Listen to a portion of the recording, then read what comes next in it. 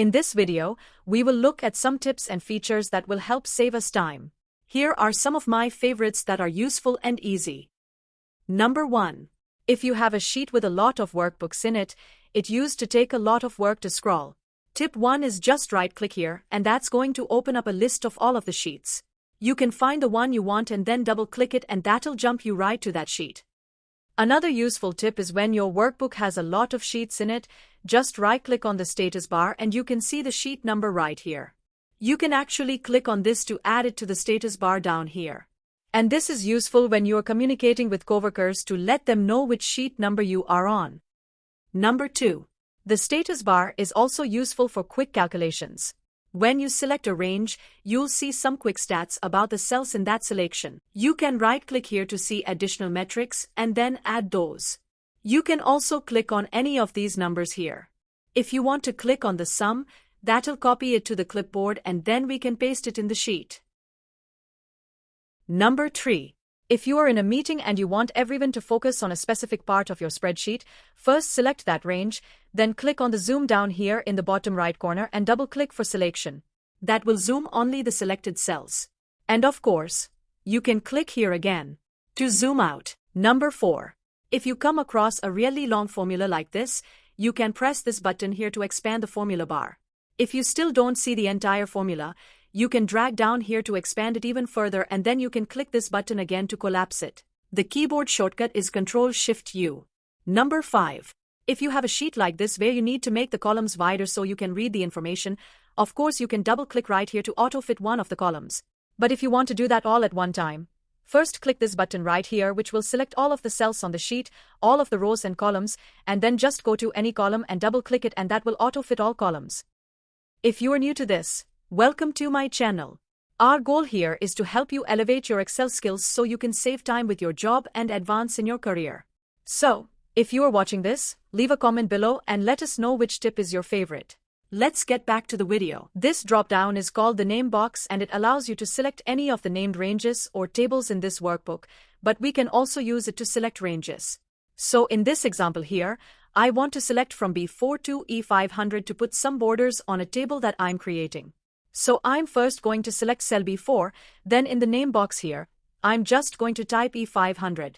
I'm going to hold the Shift key and hit Enter, and that will select all the way from the selected cell, which was B4 down to E500, and now I can just go apply some borders. Tip number 6. So, if you've used named ranges, then this trick might be useful. If you zoom out below 39%, you will see the named ranges appear on the sheet right here. And this can be useful if you have a long sheet for navigation or if you just want to see where named ranges exist on the sheet. Tip number 7. If you are working with a sheet with a lot of shapes, selecting these shapes can be a bit of a challenge. You have to hold down the Control key to select multiple shapes. Here's a way to make this a little bit faster. On the Home tab, you can go here to the Find and Select, and choose the Select Objects tool.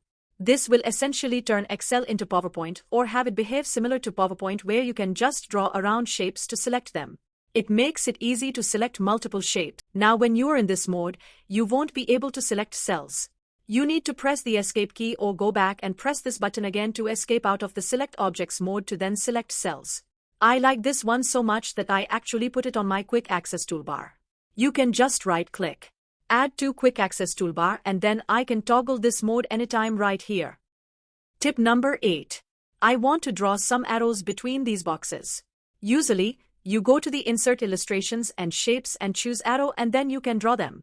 But the challenge with this is that I have to go back to the Insert menu and follow the same process to insert another arrow. However, if you right-click here and choose Lock Drawing Mode, that will lock the drawing mode and now we can just continue to draw arrows without having to go back into the Insert window. And when you are done here, you can just press the Escape key to exit out of the Lock Drawing mode. If you are enjoying this video, feel free to share it with coworkers, friends, or students. Next we look at a useful shortcut when writing formulas. So here I have a formula in a cell and I can either double-click or hit F2 on the keyboard to edit that formula.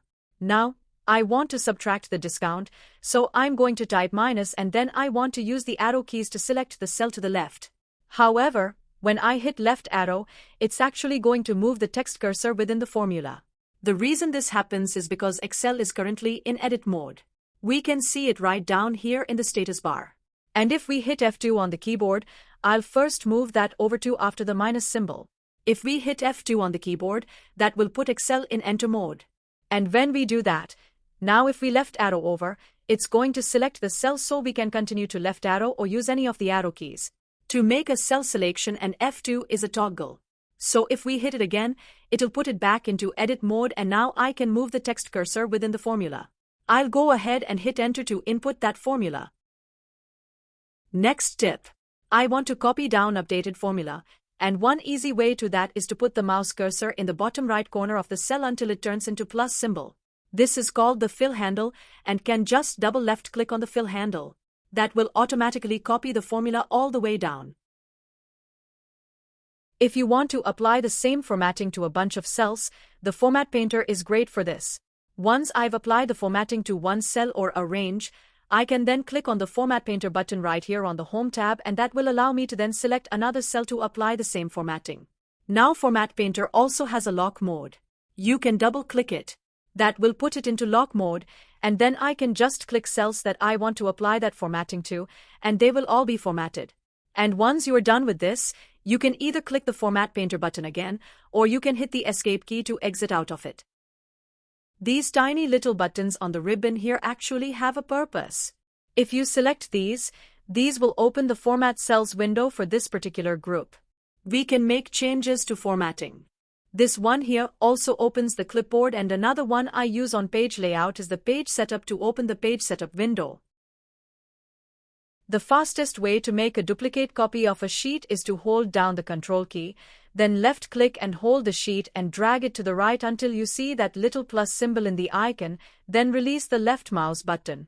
It takes a little bit of practice, but this is much faster than going through the right-click menu to copy a sheet, and it also works when you have multiple sheets selected.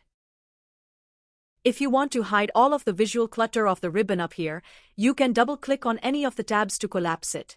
This will also make the grid area larger.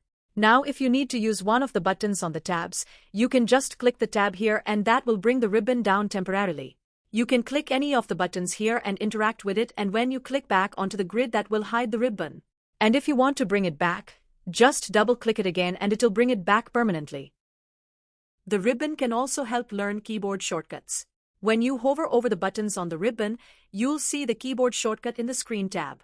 Another popular one is on the Data tab here. Keyboard shortcut to toggle filters on and off is Ctrl-Shift-L. Now, not all buttons on the ribbon have keyboard shortcuts, but I encourage you to explore the ribbon to try and find the ones that do. And this will also help you learn more commands and features. If you enjoyed the video, hit the like button and consider subscribing. Thank you again for watching. Have a great day, and I'll see you in the next video.